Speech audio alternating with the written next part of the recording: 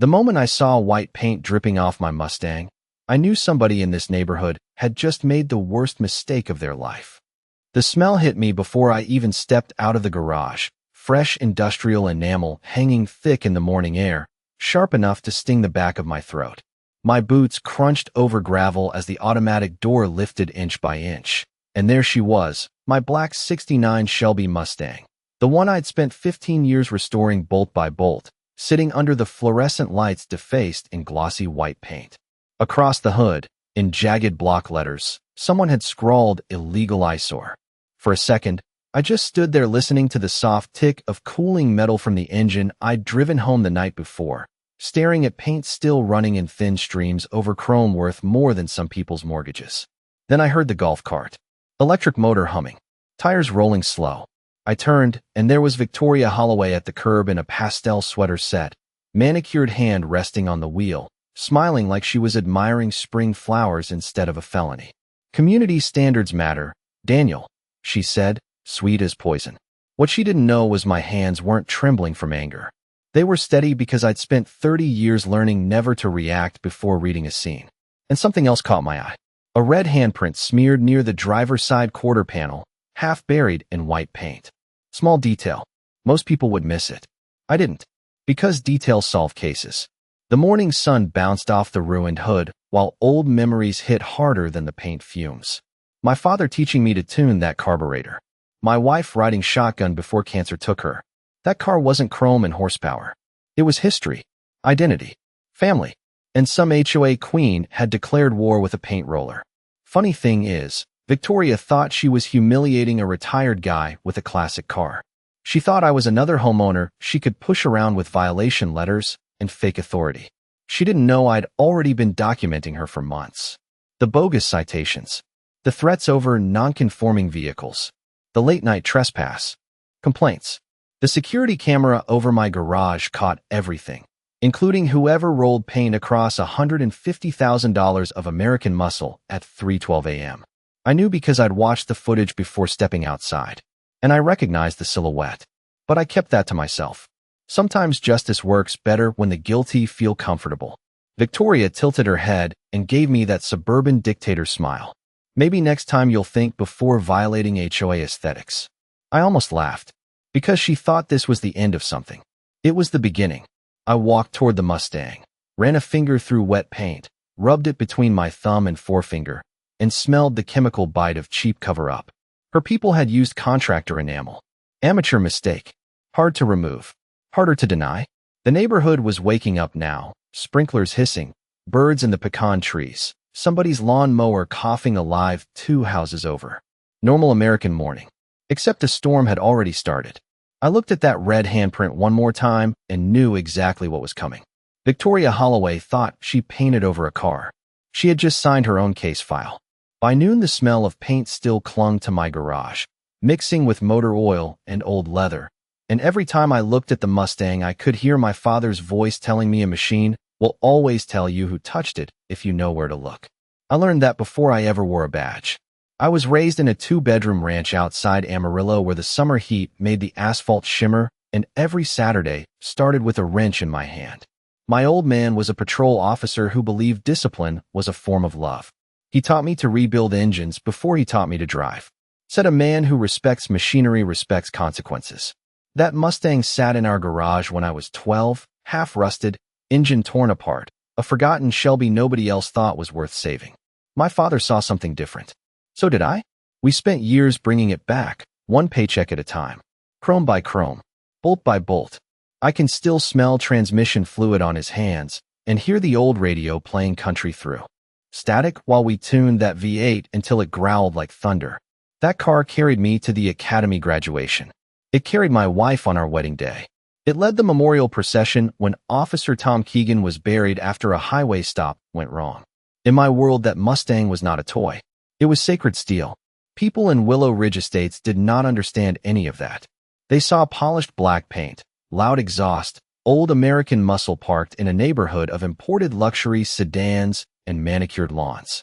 To Victoria Holloway, it was a rebellion parked in my driveway. Trouble started 6 months after I moved in. First came the notes tucked under my door. Excessive engine noise. Incompatible aesthetics. Unauthorized vehicle display. Then the fines. $200 because my garage door was opened during restoration work. $300 because the Mustang was visually disruptive. She actually used those words. Visually disruptive. I remember laughing at that one over black coffee at dawn while reading the violation notice in my kitchen. But Victoria was not joking. She ran the homeowners association like a private government. Every mailbox matched because she said so. Every lawn measured because she said so.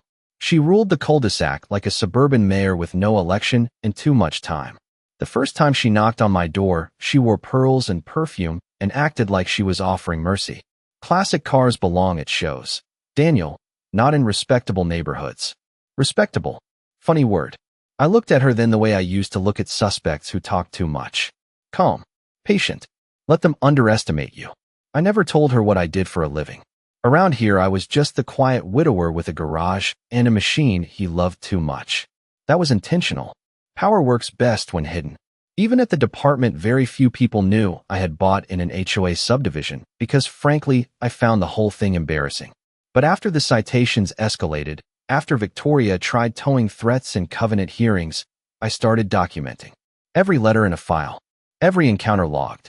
Every camera angle tested. Not because I planned revenge. Because old instincts do not retire. They wait. Standing in that garage, staring at wet white paint sliding down black metal, I realized this was never about a car to Victoria. She needed submission. And she had just pushed a man trained to dismantle corruption into doing what he does best. Victoria did not stop after the paint. That was the part one thing she enjoyed most, not the damage itself, but the audience. By Friday, she turned it into theater. The monthly homeowners association meeting at the clubhouse smelled like lemon polish and burned coffee, folding chairs lined in perfect rows under fluorescent lights. Every retiree and busybody in Willow Ridge packed inside waiting to watch a spectacle. I walked in carrying a manila folder and saw heads turn before I even reached the back row. Conversations lowered to whispers. Some stared at me with pity, some with curiosity. Victoria sat at the front beneath a framed sign that read Community Harmony Through Standards, tapping a pen against a stack of violation papers like a judge preparing sentence. She opened the meeting with a smile so polished it could have been painted too. "We have an urgent nuisance matter," she said, drawing out every word. Then she clicked a projector remote.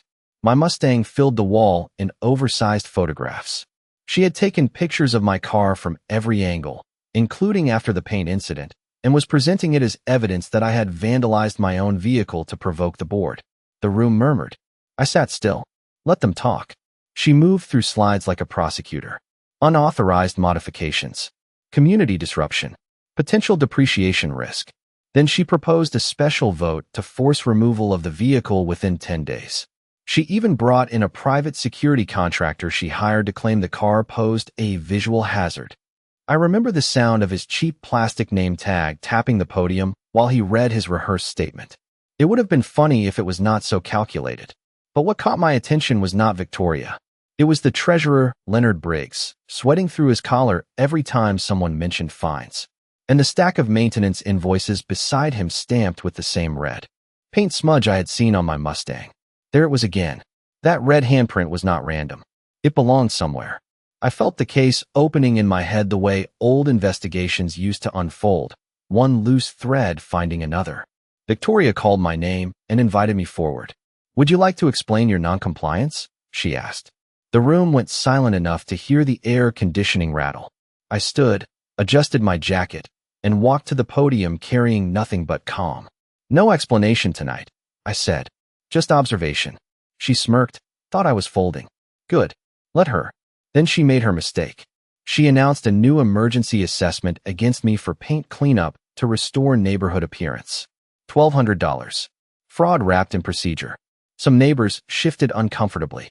Others nodded like sheep. Then old Mrs. Patterson in the second row quietly raised her hand and asked why HOA funds paid for contractor paint supplies 2 days before my car was vandalized. The room changed temperature. I watched Victoria freeze for half a second. Tiny thing. Most people miss those moments. I do not. Leonard dropped a folder. Papers slid across the floor. One invoice showed exterior paint purchased through HOA maintenance funds. My paint. Paid by the board. Suddenly, the meeting she staged to humiliate me felt different. Less like a trial, more like a trap beginning to close. Victoria recovered and forced a laugh, dismissed it as clerical confusion. But panic has a smell. Sharp, metallic, same as fear in an interview room. As neighbors argued over dues misuse, I said nothing. I wanted her louder, more confident, more exposed. Because every corrupt little system collapses the same way. It thinks nobody is documenting.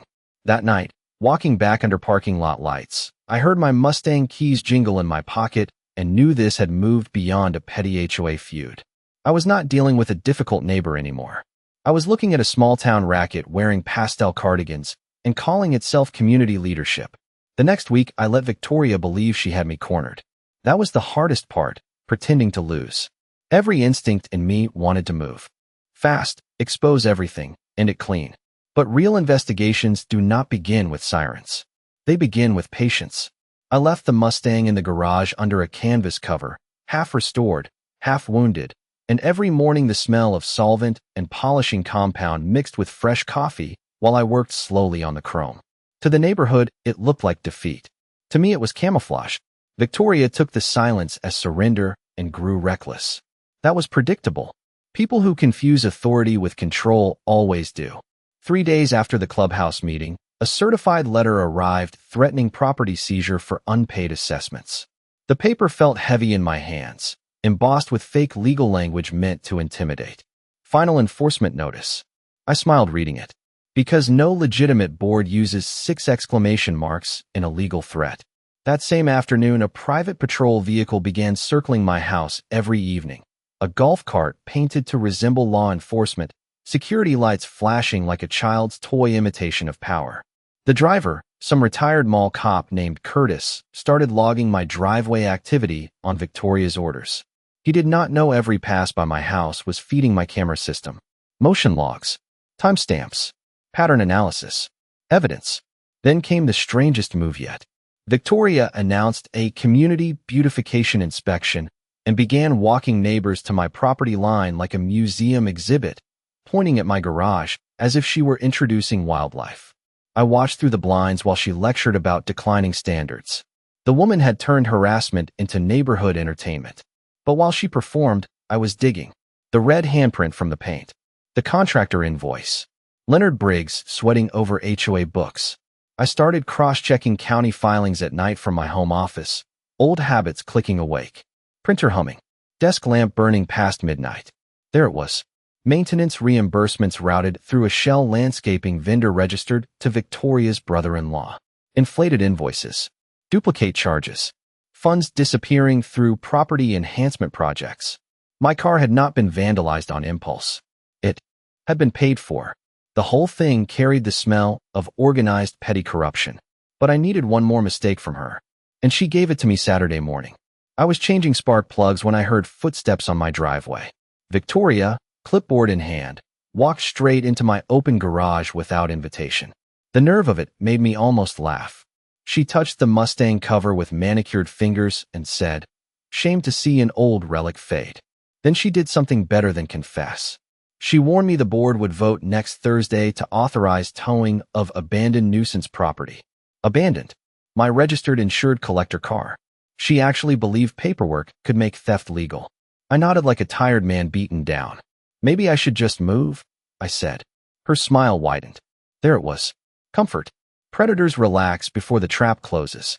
After she left, I lifted the car cover and looked at the black paint slowly reappearing beneath the damaged sections. Sunlight caught the chrome and threw silver across the garage wall. My father used to say machines remember who stood by them. I think people do too. That night, I made one phone call from a number Victoria would never connect to me. Quiet conversation. No names. Just enough to put financial oversight moving in the background. Then I waited.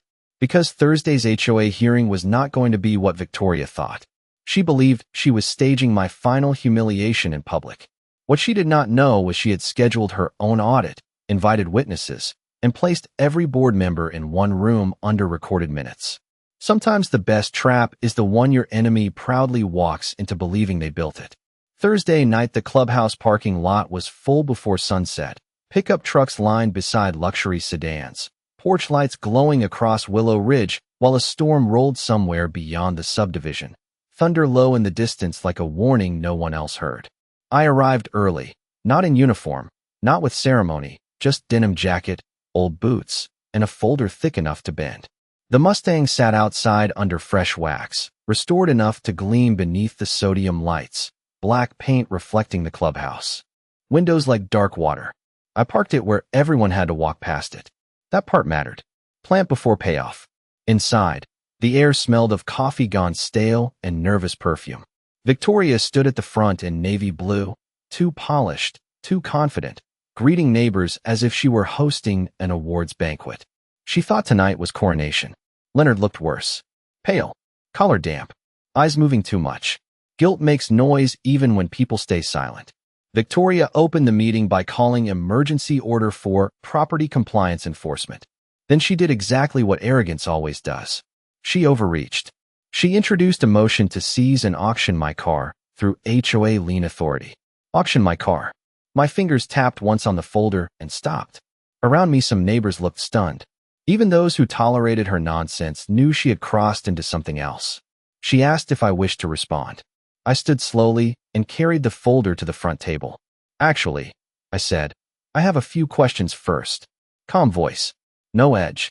That unsettles people more than shouting ever could. I laid out copies of maintenance invoices one by one. Paint supply receipts.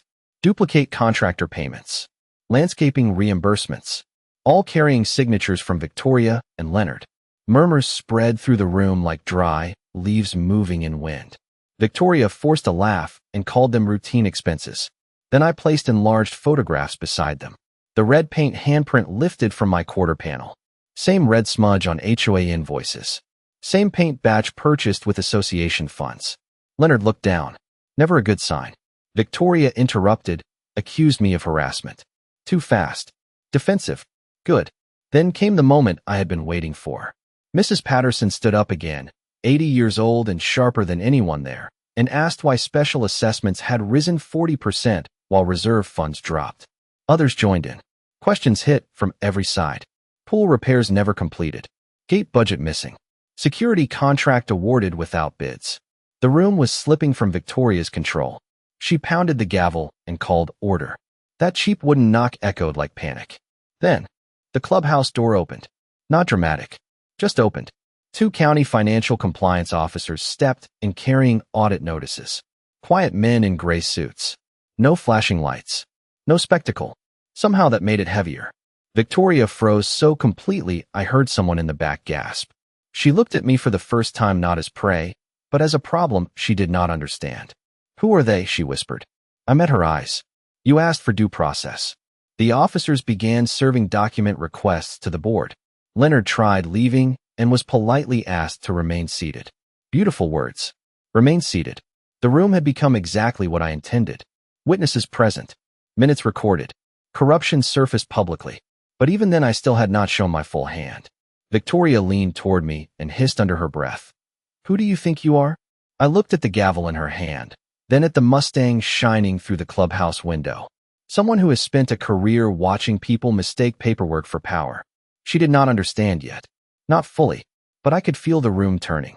Neighbors who once feared her were beginning to see bloodless justice take shape through forms, signatures, evidence. And that was only the first layer. Because hidden in my inside jacket pocket, cold against my chest, was the badge I still had not placed on the table.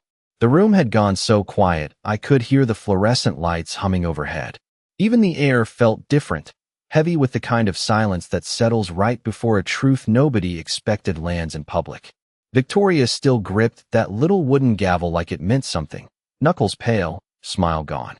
One of the auditors was reviewing ledgers at the front table while neighbors leaned forward in their chairs, no longer spectators, but witnesses. Then Victoria made the mistake pride always makes when cornered. She pointed at me and said this was a personal vendetta, accused me of staging a harassment campaign against an elected community board. Elected? That almost made me smile. She demanded the auditors leave until she could call counsel. One of them calmly replied they were acting under county authority. Her face hardened. And who exactly brought county authority into my meeting? She snapped. My meeting. There it was. She still thought she owned the room. I reached inside my jacket and felt the cool weight of metal before pulling the badge free. I set it on the polished board table. The sound was soft, barely a click, but in that silence it sounded like a verdict. Gold catching fluorescent light. County seal. My name engraved beneath the eagle. Daniel Mercer, Chief of Police. Nobody breathed.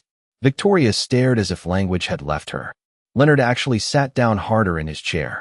I remember the faint smell of ozone from the storm outside drifting through the clubhouse doors while realization moved through the room row by row. Mrs. Patterson whispered, "Lord have mercy," and somebody in back dropped a styrofoam coffee cup. Victoria tried to laugh, but it came out brittle. "You are the police chief?" she said, almost offended by reality itself. I looked at her and answered the way I had answered suspects for decades. "You never asked." That was when everything inverted. All the months she treated me like a nuisance. All the warnings, fines, threats, theater, collapsed under one simple fact. She had never bothered to learn who she was targeting. She opened her mouth to recover, maybe to pivot, maybe to lie, but one of the auditors slid another document across the table. Referral notice for criminal fraud review. Leonard looked like he might faint. Victoria reached for the papers with shaking fingers, and then I saw her glance toward the door, measuring escape. Another old instinct. People look at exits when they understand consequences. I stepped closer, voice still low. "The paint on my car was purchased through misused association funds. Your security contractor filed false reports. Your board approved unlawful assessments. And your signatures are on all of it." Every word landed clean. No anger. Just fact. She whispered, "You set me up." I shook my head. "No. I let you keep talking." That line rippled through the room. Neighbors who once feared her now watched her shrink under the weight of her own paperwork. Then the second layer dropped. 2 uniformed detectives entered, not summoned for drama, just following procedure I had arranged days before. Men who knew me but gave no sign of it. Professional. Respectful. One handed me a sealed envelope. Preliminary warrant packet authorization. I did not even open it. I let Victoria see it. Sometimes justice is visual. Her breath caught when she recognized the court seal. Outside, thunder rolled and rain began ticking against clubhouse windows. Perfect sound. Like the whole night had been waiting for that beat. Victoria sank into her chair and for the first time looked small. Not evil. Small. The kind of small power becomes when stripped of illusion. I picked up my badge, clipped it back inside my jacket, and looked once through the rain-streaked glass at the Mustang gleaming under parking lot lights. Black paint. Chrome. Restored. Waiting. Plant meeting payoff. My father used to say authority is quiet when it is real. That night a room full of people finally understood what he meant. Rain followed me home that night, soft against the windshield, streetlights stretching gold across wet pavement while the Mustang engine rumbled low and steady like it understood something had shifted.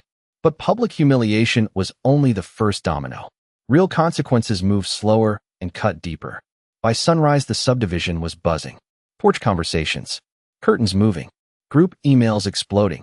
Victoria had spent years ruling through fear and paperwork, and overnight both had turned against her. My phone lit up before coffee finished brewing. 3 homeowners wanted to share old violation letters. 2 wanted to report suspicious assessment charges. 1 former board member offered meeting minutes she had hidden for years. Once fear cracks, truth floods. By Monday, my dining table looked like a task force briefing room, documents stacked in rows. County records open beside old HOA bylaws, the smell of printer toner and black coffee hanging in the air. Every thread led to something bigger. Fictitious contractor billing, selective enforcement, misused reserve funds, even forged signatures on lien notices. Petty tyranny always imagines itself clever until records begin talking. Victoria, meanwhile, tried. One last performance. She sent a neighborhood email claiming she was target of political retaliation by a corrupt police machine. Wrong audience. Too late. Because by then people had seen invoices with their own dues attached. Numbers break denial better than speeches. Tuesday afternoon, I drove to the county annex where financial investigators had set up interviews. Leonard arrived first, looking 20 years older. He carried a banker's box of records and the look of a man tired of carrying someone else's secrets. I did not have to pressure him. He started talking before sitting down. Turns out Victoria had been using the association to funnel beautification contracts to relatives for years. My car had been intended as a warning to anyone challenging her. But vandalizing the police chief's Mustang had done something poetic. It made the wrong case personal. That evening I returned home and found Victoria waiting by my mailbox in a raincoat. No pearls, no gavel, no audience. Just a tired woman standing under a dripping oak tree. Strange how quickly power sheds costume. "Daniel," she said, voice smaller than I had ever heard it. "We can resolve this privately." Privately. There was that instinct again, to drag truth back into shadows. I looked past her at the Mustang in the driveway, black paint glowing after the storm. "You made this public the day you painted my car." She tried offering repayment, then apology, then blamed Leonard. Old sequence. Denial. Bargain. Deflection. I had seen it in interview rooms my whole career. I simply said the matter was in process now. Law does not reverse because someone grows nervous. She looked at the house, the neighborhood, maybe realizing she no longer controlled any of it. Before leaving, she glanced at the Mustang and whispered, "It was just supposed to scare you." I answered truthfully, "It exposed you." 2 days later, county enforcement served notice freezing HOA discretionary accounts pending review. The same clubhouse where she once held court posted audit warnings on the front door. Neighbors gathered reading them like monuments. Some shook their heads. Some smiled. Justice can look ordinary if you do it right. No sirens. No spectacle. Just systems turning. And then came the final irony. Residents petitioned for emergency board removal and asked me, of all people, to attend as advisor while they dissolved half the old rules Victoria weaponized. I sat in the back and listened while ordinary homeowners reclaimed their own neighborhood. That was the bigger payoff. Not her downfall. Community rebuilt. As I drove home after the vote, V8 rumble rolling through humid Texas air, I realized Victoria thought she was fighting a man over a car. She had accidentally awakened a town against corruption, and that was a force even she had never learned how to control. By the time autumn settled over Willow Ridge, the air smelled of dry leaves and wood smoke instead of fresh paint and scandal, and the neighborhood looked like a place waking from a long bad dream. The investigation did not explode. It unfolded. Quietly. Methodically. Exactly how real justice tends to move. County auditors expanded their review. Then state regulators stepped in when reserve fund irregularities crossed reporting thresholds. The same people who once nodded through Victoria's meetings were suddenly reading budgets line by line. Homeowners packed community sessions carrying binders and questions instead of fear. The old clubhouse, once her little kingdom, became a place of reckoning. I sat through one hearing where Leonard, voice shaking, admitted under review that maintenance contracts had been padded for years. Every false citation, every selective fine, every petty abuse had left a paper trail. And paper, if you let it breathe long enough, tells stories. Victoria resigned before formal removal. No speech. No dramatic exit. Just a typed letter posted on the clubhouse door one cold Tuesday morning. Some people expected me to feel triumph. I did not. Mostly I felt stillness. Because by then this was bigger than one woman losing power. The neighborhood had changed shape. Neighbors who barely waved before were helping rewrite bylaws together. They abolished half the nuisance rules she weaponized. Opened financial books to residents. Created vote oversight. Even old Mrs. Patterson chaired a transparency committee and ran it like a battlefield general. Beautiful thing to watch. Community repaired itself. But the moment that stayed with me came one Saturday in my garage. Sunlight came through the open door in gold bars while I finished the final restoration pass on the Mustang. Wet sanding compound on my hands. Radio low in the corner. The black paint looked deeper than before, almost liquid. Damage gone. Better than before. There is a lesson in that. Sometimes what survives attack comes back stronger because of the repair. I was buffing the hood when I noticed that faint red handprint photo pinned above my workbench beside my father's old shop picture. The clue that started it all. Plant meeting payoff. I left it there. Reminder. That afternoon a knock sounded at the garage door. Victoria. For the first time in months, she looked like a regular neighbor. No armor of authority left. She held an envelope. Restitution payment from insurance settlement tied to the board claim. More than enough to cover restoration. She stood awkwardly beside the Mustang and said she had never understood what the car meant. I believed that. Some people confuse symbols with ego because they do not understand memory. She looked at the hood where white paint once dripped and quietly said, "You could have ruined me." I wiped polish from my hands and answered the only honest way I knew. The paperwork did what it needed to. She nodded, almost relieved justice had come through systems instead of vengeance. Then she left. No reconciliation scene. No miracle friendship. Just consequence and dignity. That felt American in a way I cannot fully explain. Weeks later, the county closed the review with restitution orders, governance reforms, and referrals for financial penalties. No spectacle. Just accountability written into record. The best kind. One crisp Sunday morning, I drove the Mustang through the subdivision with windows down, engine rumble rolling between oak trees, and saw kids riding bikes where neighbors once whispered over property violations. At the old clubhouse entrance, the decorative sign Victoria installed had been replaced with a new one paid for by resident vote. Willow Ridge Community. No slogan. No standards warning. Just community. I parked, stepped out, and ran my hand across warm black paint while chrome caught the sun. My father used to say justice is not about crushing people. It is about restoring order. Standing there, hearing leaves scrape across pavement and that V8 ticking as it cooled, I realized the car was never the real victory. The neighborhood, learning not to fear paper tyrants anymore, was. Winter came soft that year, the kind of Texas winter where the mornings carry frost on the grass, but the afternoon sun still warms the hood of an old car. Some Sundays I would back the Mustang out just after dawn, hear that V8 wake up with its familiar rumble, and drive the county roads while mist lifted off ranch fields. Those drives gave me time to think about how strange justice really is. People imagine it arrives with noise. Doors kicked open. Headlines. Public ruin. But most of the time it arrives in signatures, in records corrected, in ordinary people deciding they will not be pushed around anymore. Months after the investigation closed, Willow Ridge hardly looked like the same neighborhood. Porches felt open. Neighbors lingered talking by mailboxes.